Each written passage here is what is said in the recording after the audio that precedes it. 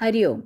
भगवद्गीता बोध योगदास श्री जयगणेश जोशी यांनी केलेले निरूपण.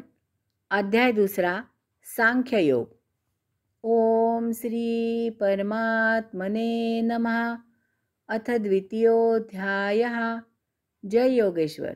परम आत्म्याला नमस्कार. अध्याय 2. श्लोक क्रमांक 25.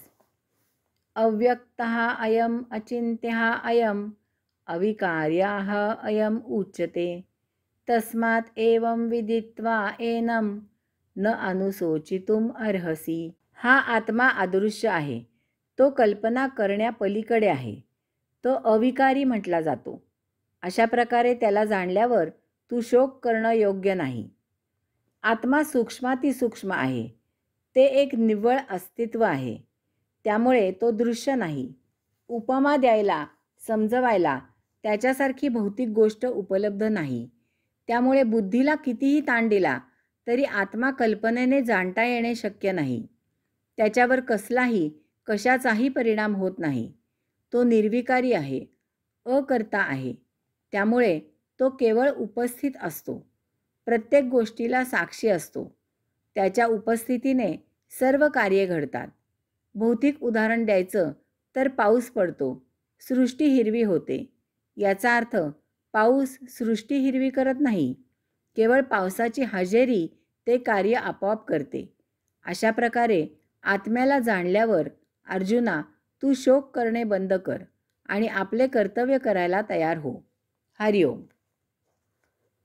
श्लोक क्रमांक 26. अथ च एनं नित्यजातं नित्यं वा मन्यसे मृतं तथापि त्वं महाबाहो न एवं शोचितुम अर्हसि. श्लोक क्रमांक 27. जातस्य हि ध्रुवः मृत्युः ध्रुवं जन्ममृतस्य च तस्मात् अपरिहार्ये अर्थे न त्वं शोचितुम अर्हसि. महाबाहो, आता हा आत्मा नित्य जन्मणारा किंवा नित्य मरणारा मानले तरीही असा शोक करणे योग्य नाही.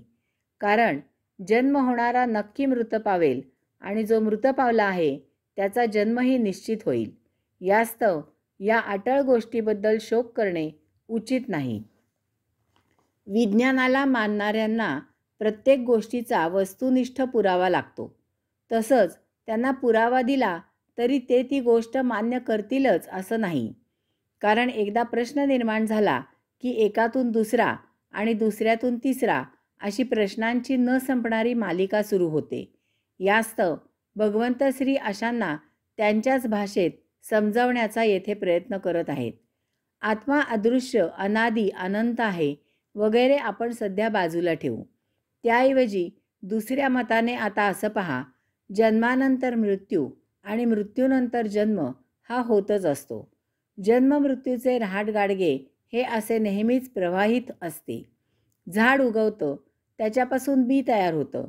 झाड मरतं, परंतु त्याच्या बीपासून नवीन झाड तयार होतं. पुन्हा बी आणि पुन्हा झाड, हे असे चालूच असते. काहीही पूर्ण नष्ट होत नाही.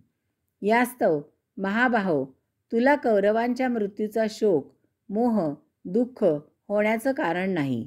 तू मारलं नाहीस तरीही ते नक्की मरणार आहेत आणि पुन्हा जन्म घेणार आहेत. तेव्हा शोक, मोह, सुखदुःख या अनाठायी गोष्टी न करता युद्ध कर.